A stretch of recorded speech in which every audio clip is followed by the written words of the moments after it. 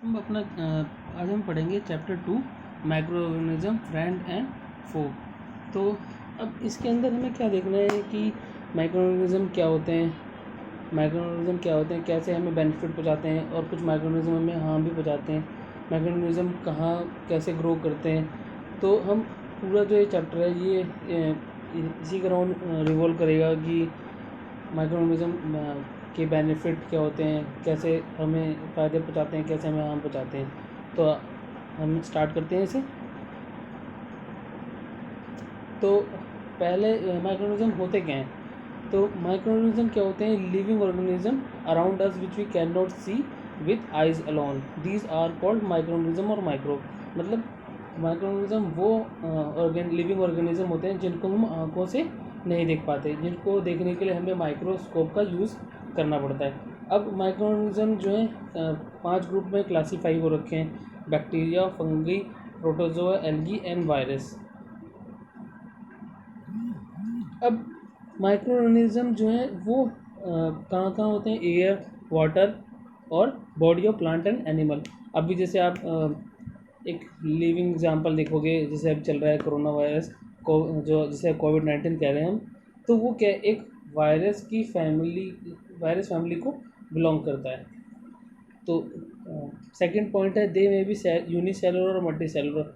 अभी यूनिसेलुलर और multi cellular का मतलब ये हुआ कि जो माइक्रो ऑर्गेनिज्म एक सेल से बनता है, एक सेल का होता है, उसे यूनिसेलुलर कहते हैं, मतलब सिंगल सेल। और मल्टी सेलुलर वो जिनको जो वो ऑर्गेनिज्म जिनके जो बहुत सारे सेल से मिलके बनते हैं। जैसे हम एज ए ह्यूमन बीइंग, हम हमारे शरीर में बहुत सारे सेल बने हुए हैं, सेल हैं। और जैसे कुछ एल्गी हो गए, ये क्या है? यूनिसेलुलर होते हैं। अब ये थर्ड पॉइंट यही बताता है कि 5 ग्रुप में क्लासीफाई किया हुआ है: बैक्टीरिया, फंगी, प्रोटोजोआ, वायरस। और फोर्थ पॉइंट क्या कह रहा है कि वायरस जो है वो इन माइक्रो ऑर्गेनिज्म से थोड़ा डिफरेंट होते हैं, क्योंकि इन्हें एक होस्ट चाहिए होता है रिप्लिकेट यानी कि ग्रो करने के लिए। जैसे आप कोरोना वायरस को देख रहे होगे कि उसे ग्रो करने के लिए क्या एक बॉडी चाहिए। जैसे ही वो बॉडी कॉन्टैक्ट में आता है, वो अपना जो उसके एक्शन जो है थोड़ा तेज़ कर देता है। तो इससे भी आप कोरोना वायरस से भी अपने इस वायरस को जोड़ सकते हो कि वायरस एक को होस्ट चाहिए होता है। जैसे होस्ट उसके लिए कोरोना वायरस के लिए होस्ट कौन है? हम।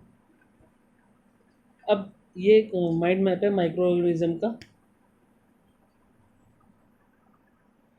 अब ये बोल रहे हैं कि micro organism are living organism and microscopic. तो लिविंग ऑर्गेनिज्म हमने बात की कि लिविंग ऑर्गेनिज्म है। माइक्रोस्कोपिक में यानी कि माइक्रोस्कोप से देख सकते हैं, इसलिए माइक्रोस्कोपिक इसे बोलते हैं। अब ये इंक्लूड किसे करता है? वायरस, बैक्टीरिया, फंगी, प्रोटोजोआ जिसे हम कहते हैं। अब micro organism can be useful and harmful organism. दो टाइप के माइक्रो ऑर्गेनिज्म होते हैं, जो यूजफुल ऑर्गेनिज्म होते हैं, कुछ हार्मफुल ऑर्गेनिज्म होते हैं। तो पहले हम यूजफुल ऑर्गेनिज्म देख लेते हैं। तो useful organism use by people. अब कुछ हम यूज़ करते हैं, जैसे दही जमाने के लिए यूज़ करते हैं, ब्रेड बनाने के लिए यूज़ करते हैं हम, जो माइक्रो ऑर्गेनिज्म यूज़ करते हैं हम लोग। तो फूड और एंटीबायोटिक्स बनाने के लिए यूज़ करते हैं, जो हम अभी आगे पढ़ेंगे कैसे कैसे हम ये सब यूज़ करते हैं। कुछ इकोसिस्टम क्लीन करने के लिए यूज़ करते हैं, जैसे कि कुछ एल्गी जो है वो नाइट्रोजन एनवायरनमेंट में नाइट्रोजन का अमाउंट जो इंक्रीज़ करते हैं, जिससे जो है हमारी सॉइल की फर्टिलिटी इंक्रीज़ होती है। तो ये इकोसिस्टम को मदद कर रहा है। दूसरा जो है ये ग्रीन मैन्योर बनाने के काम आता है हमारे, जो डिकम्पोज करके मैन्योर्स बनाते हैं, ताकि हम फर्टिलाइज़र नहीं यूज़ करें, मैन्योर यूज़ करें, तो इससे भी हमारी सॉइल की फर्टिलिटी इंक्रीज़ होती है। ये सब हमने चैप्टर फर्स्ट में पढ़ा है, इसलिए आपको ये आगे रिवाइज़ हो रहा होगा अगर आपने चैप्टर वन ढंग से रिवाइज़ किया होगा। फिर हम आते हैं हार्मफुल ऑर्गेनिज्म में। तो हार्मफुल ऑर्गेनिज्म क्या होते हैं? अब सीधे जैसे हम इसी वर्ड से पता चल रहा है हार्मफुल ऑर्गेनिज्म यानी कि वो माइक्रो ऑर्गेनिज्म जो हमारी बॉडी को नुकसान पहुंचाएंगे, या हमारे एनवायरनमेंट को नुकसान पहुंचाएंगे, या हमें नुकसान पहुंचाएंगे। तो कुछ डिजीज़ कॉज करते हैं अगर हम उनके कॉन्टैक्ट माइक्रो ऑर्गेनिज्म के कॉन्टैक्ट में हमारी बॉडी आती है। तो जैसे ट्यूबरकुलोसिस, एड्स, मलेरिया। अब उसे हम क्योर कैसे करेंगे, जो मेडिसिन, जो साइंटिस्ट ने मेडिसिन बनाई है हम उसको यूज़ करके करेंगे, वैक्सीन यूज़ करेंगे, एंटीबायोटिक यूज़ करेंगे। फिर अब हार्मफुल ऑर्गेनिज्म को जो स्प्रेड होते हैं, फैलते हैं ये, तो उससे हम कैसे प्रिवेंट कर सकते हैं, वॉशिंग हैंड और स्टरलाइजिंग। अब कोरोना वायरस से हम कैसे बच सकते हैं, मास्क लगा के हम हैंड रेगुलर हैंड वॉश करना चाहिए, रूम घर को अच्छे से स्टरलाइज करना चाहिए। अगर हम कहीं बाहर जाते हैं तो बाहर के दरवाजे को अच्छे से पोंछना चाहिए। तो ये सब क्या है, अभी आपको जब कोरोना वायरस की सिचुएशन से आप ये माइक्रोनिज्म को छोड़ सकते हो कि हम कैसे उससे बच सकते हैं, हैंड वॉश और स्टरलाइजिंग से।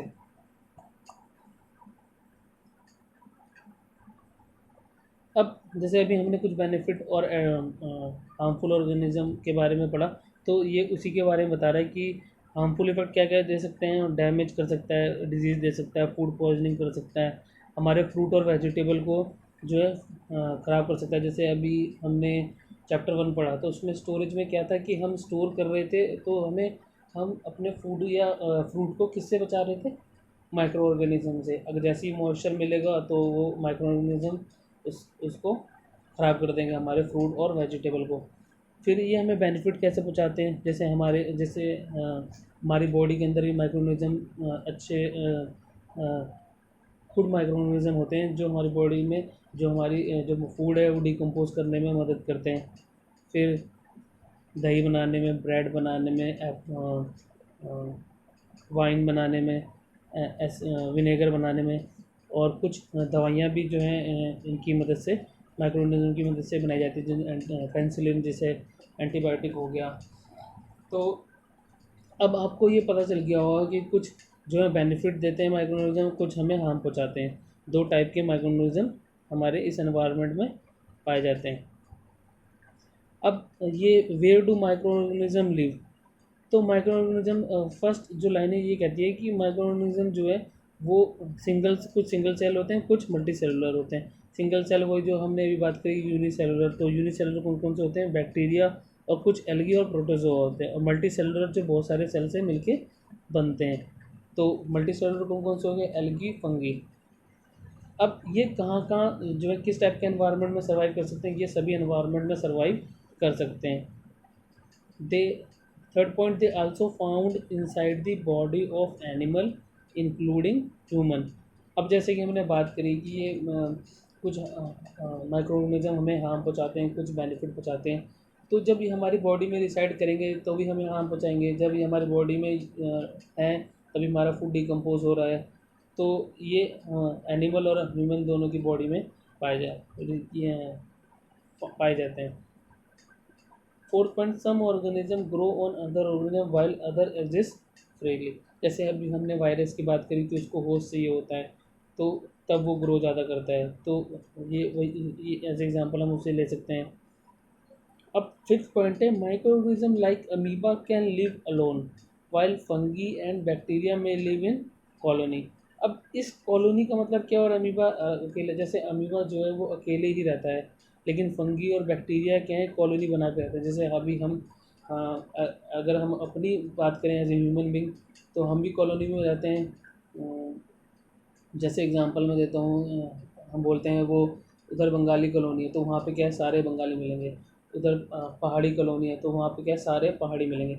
तो इसी तरह बैक्टीरिया और फंगी जो हैं, जैसे कुछ बैक्टीरिया जो राउंड शेप बैक्टीरिया होंगे, वो एक कॉलोनी बना के रह रहे होंगे एक साथ। जो ओवल शेप हैं वो एक साथ बना के कॉलोनी रह रहे होंगे। तो इसी तरह वो कॉलोनी बना के रहते हैं। अब इस चैप्टर में हमें 2 चीज़ पढ़नी है, जो फ्रेंडली माइक्रो ऑर्गेनिज्म और जो हमें हार्म पहुँचाते हैं। तो अभी हम फ्रेंडली माइक्रो ऑर्गेनिज्म के बारे में ही पढ़ेंगे। तो फ्रेंडली ऑर्गेनिज्म कौन होते हैं, जो हमें हमारी मदद करते हैं, जिनसे हम दही बनाते हैं, अल्कोहल बनाते हैं, वाइन बनाते हैं, एंटीबायोटिक बनाते हैं, अपने हमारा एनवायरनमेंट को वो नाइट्रोजन सही अमाउंट में प्रोड्यूस करके देते हैं, हमारी सॉइल की फर्टिलिटी बढ़ाते हैं। तो यही सब हम देखेंगे। तो पहला है मेकिंग ऑफ कर्ड। अब कर्ड की में मेकिंग ऑफ कर्ड जो है वो कैसे बनता है? एक बैक्टीरिया होता है लैक्टोबैसिलस।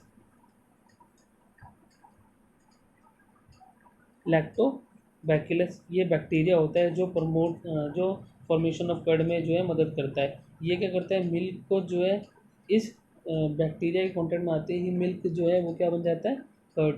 अब जो कर्ड बनाने का जो प्रोसेस है, अब आपके लिए एक होमवर्क है कि अपनी मदर से कर्ड कैसे बनती है और आपको बना के देखनी है कि कर्ड कैसे बनती है, और उसका प्रोसेस सही से पता होना चाहिए ताकि वो आपके आगे भी काम आएगी। तो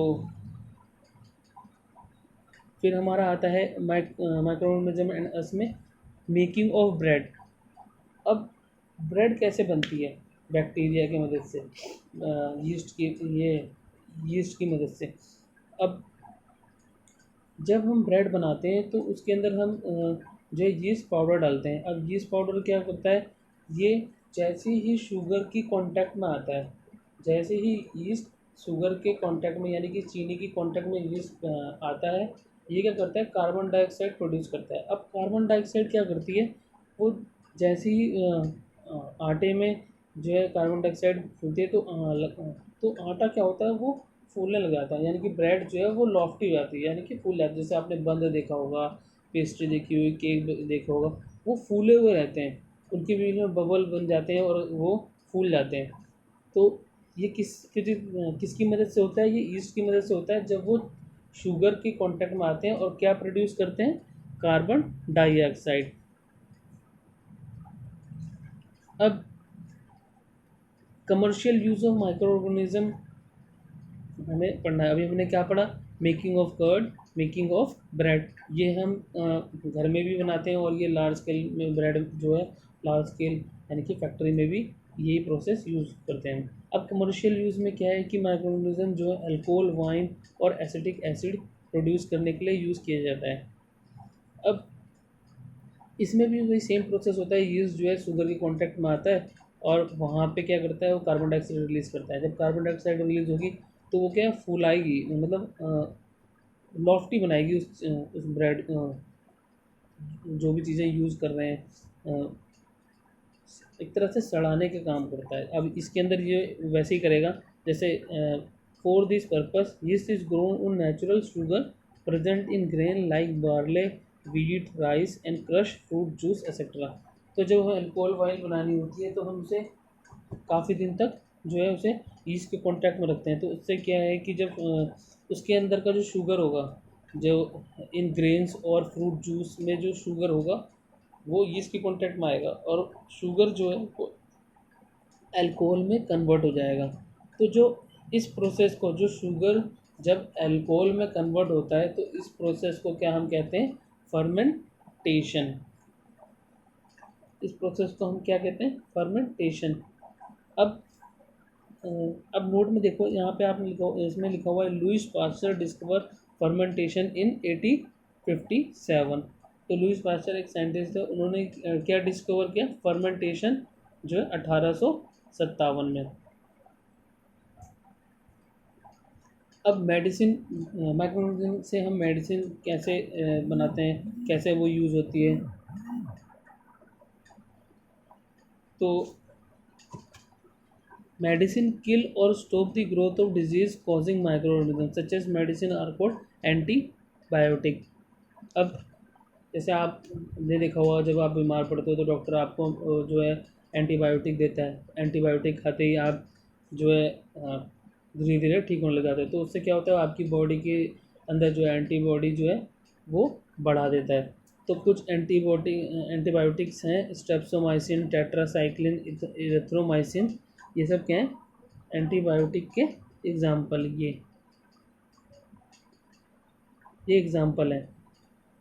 अब आप इसकी जो नेक्स्ट लाइन है एंटीबायोटिक। अब ये लाइव स्टॉक हमने पढ़ा था जब एनिमल हस्बेंड्री चैप्टर फर्स्ट में, तो वहाँ देखा था कि जब हम जंतुओं का पालन पोषण करते हैं तो वहाँ पे क्या है, उनके जो वो खाना खा रहे हैं उनके खानों में भी हम एंटीबायोटिक्स के डाल सकते हैं, ताकि जो अगर वो गलती से किसी हार्मफुल माइक्रो ऑर्गेनिज्म के कांटेक्ट में आते हैं तो उससे क्या होगा, वो जल्दी रिकवर हो जाएं या उन्हें उनका कोई असर ना हो।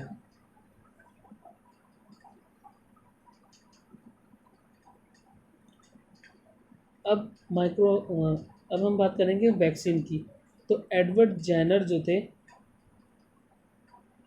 Jenner discover the vaccine of smallpox in 1798। अब आपके पास ये दो बॉक्स दिख रहे हैं।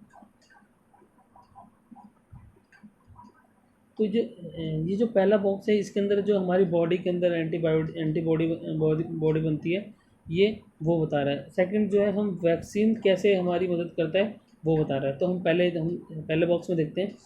पहला बॉक्स ये बता रहा है कि जब आपकी जब आप किसी हार्मफुल माइक्रो ऑर्गेनिज्म के कांटेक्ट में आपकी बॉडी आती है, तो आपकी बॉडी के अंदर एंटीबॉडी बनते हैं। एंटीबॉडी क्या करेगा कि जो हार्मफुल माइक्रो ऑर्गेनिज्म होंगे उनसे आपकी बॉडी को प्रोटेक्ट करेगा, यानी कि हार्म होने से बचाएगा आपकी बॉडी को। और इनको अगर एक बार एंटीबॉडी ने अगर किसी माइक्रो ऑर्गेनिज्म से आपकी बॉडी को प्रिवेंट करा हार्म पहुंचाने से, तो उसे पता रहेगा कि अब नेक्स्ट टाइम आएगा तो मैं ऐसे बचाऊंगी उसे। जैसे एक छोटा सा एग्जांपल हम ले लेते हैं। जैसे अगर आपको एक चैप्टर ख़त्म करने में 5 दिन लगते हैं, तो आपको नेक्स्ट टाइम पता होगा कि मुझे चैप्टर फर्स्ट जो है चैप्टर 1 ख़त्म करने में मुझे जो है 5 से कम दिन लगेंगे, या 5 दिन में मैं ख़त्म कर दूँगी। इससे ज़्यादा जो है मतलब पूरा प्रोसेस आपको पता होगा कि कैसे मुझे वो चैप्टर ख़त्म करना है। तो इसी तरह एंटीबॉडी को भी पता होगा कि उस माइक्रो ऑर्गेनिज्म से मुझे कैसे लड़ना है। अब सेकंड जो बॉक्स है, ये बता रहा है कि कुछ हार्मफुल ऑर्गेनिज्म ऐसे होते हैं जो कुछ डिजीज़ ऐसी होती हैं जिनसे हमारी जो बॉडी की जो एंटीबॉडी होती है वो लड़ने में सक्षम, यानी कि सफिशेंट नहीं होती। तो हमें और एंटीबॉडी चाहिए होती हैं। जैसे कुछ डिजीज़ होगी, cholera, tuberculosis, small pox, hepatitis. तो इनके लिए जो है वैक्सीन के थ्रू जो है वो माइक्रो ऑर्गेनिज्म से बचते हैं, हम यूज़ करते हैं। अब मैं आपको एक साइंटिस्ट के बारे में बता रहा हूँ। ये अलेक्जेंडर फ्लेमिंग थे जिन्हें फर्मेंटेशन जो हमने इन्होंने किसका आविष्कार किया था? पेंसिलिन का आविष्कार किया था। ये अब पेंसिलिन क्या होती है, ये आप मुझे जो है कमेंट बॉक्स में बताओगे कि पेंसिलिन क्या होती है। एक तरह की एंटीबायोटिक होती है या कुछ और होती है, ये सब आप मुझे बताओगे कि किस लिए यूज़ होती है। ठीक है। अब इंक्रीजिंग सॉइल फर्टिलिटी। अब सॉइल की फर्टिलिटी कैसे इंक्रीज़ करते हैं ये माइक्रो ऑर्गेनिज्म। जैसे कि अभी हम यही पढ़ रहे हैं कि कैसे हमें बेनिफिट, यानी कि कैसे हमें मदद करते हैं माइक्रो ऑर्गेनिज्म। तो हमारी सॉइल की फर्टिलिटी कैसे इंक्रीज़ करते हैं? कुछ बैक्टीरिया या ब्लू ग्रीन एल्गी होते हैं जो एटमॉस्फेयर में नाइट्रोजन रिलीज़ करते हैं। तो जब एटमॉस्फेयर में नाइट्रोजन जाएगा, यानी एटमॉस्फेयर में नाइट्रोजन का अमाउंट इंक्रीज़ करेगा, तो जब रेन होगी तो जो नाइट्रोजन है वो सॉइल पाएगा। तो वो क्या करेगा, सॉइल की जो फर्टिलिटी क्या करेगा, इंक्रीज़ करेगा। जैसे हमने पढ़ा था कि जो सॉइल की फर्टिलिटी कैसे इंक्रीज होती है कि जब हम अंदर नाइट्रोजन डालते हैं। जैसे आपने फर्टिलाइज़र भी देखा होगा कि फर्टिलाइज़र के अंदर भी जितने भी हम फर्टिलाइज़र यूज़ करते हैं सब में नाइट्रोजन यूज़ होता है। तो हम कह सकते हैं कि नाइट्रोजन जो है वो सॉइल की फर्टिलिटी इंक्रीज़ करने में नाइट्रोजन का बहुत बड़ा हाथ है। अब एनवायरनमेंट क्लीन कैसे करता है माइक्रो ऑर्गेनिज्म? तो इसके लिए हम एक एक्टिविटी करेंगे कि हम 2 पॉट लेंगे, ए और बी। अब ए पॉट में हम कुछ प्लांट वेस्ट डालेंगे, कैटल डंग डालेंगे। तो उससे कैटल डंग डालेंगे। और प्लांट बी में क्या डालेंगे हम? Polythene bag, empty glass bottle और broken plastic toy in plant B. तो प्लांट ए में एक तरह से हम कह सकते हैं कि हमने वो डाली जो डिकम्पोज हो सकती है, और प्लांट बी में यानी कि पॉलीथीन, जैसे आप लोगों को पता होगा कि पॉलीथीन को डिकम्पोज होने में बहुत साल, 500-600 साल लग जाते हैं। तो जब हम उसे ऑब्ज़र्व करेंगे 3 से 4 हफ्ते बाद, तो हम क्या देखेंगे कि पोर्ट ए जिसके अंदर हमने प्लांट वेस्ट डाला हुआ था, कैटल डंग डाला हुआ था, वो डिकम्पोज हो जाएगा। और प्लांट बी वैसे का सॉरी पोर्ट बी वैसे का वैसे ही रहेगा। तो ये मतलब अपने आप तो हुआ नहीं होगा, तो किसने मदद करी, तो माइक्रो ऑर्गेनिज्म यहाँ पे अपना जो एक्शन करेंगे, यानी कि एक बहुत बड़ा रोल प्ले करते हैं माइक्रो ऑर्गेनिज्म इसके अंदर। जो जितना भी वेस्ट होगा, जो बायोडिग्रेडेबल वेस्ट होगा, यानी कि जो डिकम्पोज हो सकता है, उसे वो डिकम्पोज कर देंगे। धीरे धीरे धीरे वो पूरा ही डिकम्पोज कर जाते हैं। थोड़ा टाइम लगता है, जैसे हमने 3 से 4 हफ्ते का टाइम लिया तो डिकम्पोज हो जाएगा। तो जैसे आपने मैन्योर में भी देखा होगा कि वहाँ मैन्योर में क्या है कि हम जो है इन्हीं माइक्रो ऑर्गेनिज्म की मदद से हम अपना मैन्योर बना रहे थे। चैप्टर फर्स्ट में जब हम फर्टिलाइज़र और मैन्योर पढ़ रहे थे तो हमने क्या देखा था कि हम मैन्योर भी इन्हीं की मदद से बना रहे थे। तो अब ये हमारे एनवायरनमेंट को क्लीन कैसे करता है, तो ये ऐसी ही जितनी भी बायोडिग्रेडेबल, यानी कि जितने भी जो डिकम्पोज आइटम होते हैं उन्हें डिकम्पोज कर देता है। तो उससे क्या है कि हमारा एनवायरनमेंट में जो लिविंग और नॉन लिविंग ऑर्गेनिज्म जो होते हैं उन्हें डिकम्पोज कर देता है। जैसे आपने देखा होगा कि बहुत सारी कई बॉडी देखी होंगी एनिमल की, उन पे क्या है कि माइक्रो ऑर्गेनिज्म एक्ट कर रहे होते हैं। धीरे धीरे करते करते वो पूरी बॉडी ही एकदम से गायब हो जाती है। तो क्या करते हैं, उसमें माइक्रो ऑर्गेनिज्म ही एक्ट करते हैं और एक्ट करके उसे पूरा डिकम्पोज कर देते हैं। तो ये हमारे एक तरह से एनवायरनमेंट को भी क्लीन कर रहे हैं। अब आप लोगों के लिए एक छोटा सा होमवर्क है। इस वीडियो के अंदर मैंने 3 साइंटिस्टों के बारे में बताया है। आपको अपनी कॉपी में ये ये टेबल बनानी है। नेम ऑफ साइंटिस्ट, उन्होंने क्या आविष्कार किया, कौन से साल में आविष्कार किया, ठीक है। और यहाँ पे इसी फॉर्मेट में अपनी नोटबुक में वो फिल करनी है और मुझे स्क्रीनशॉट भेजनी है। तो आज हमने जो आज हमने क्या पढ़ा, माइक्रो ऑर्गेनिज्म क्या होते हैं, वो कहाँ रहते हैं, वो कैसे हमें कैसे हमें बेनिफिट पहुंचाते हैं, यानी कि फ्रेंड कैसे हैं। अब हमें फो पढ़ना है, यानी कि अब वो हमारे एनिमी किस तरीके से हैं। तो वो हम नेक्स्ट वीडियो में हम वो कवर करेंगे कि कैसे हमें हार्म पहुंचाते हैं और उनसे हमें कैसे प्रोटेक्ट करना है। ठीक ठीक है। तो अच्छे से इसका नोट बनाना और अच्छे से पढ़ना, ठीक है। Thank you.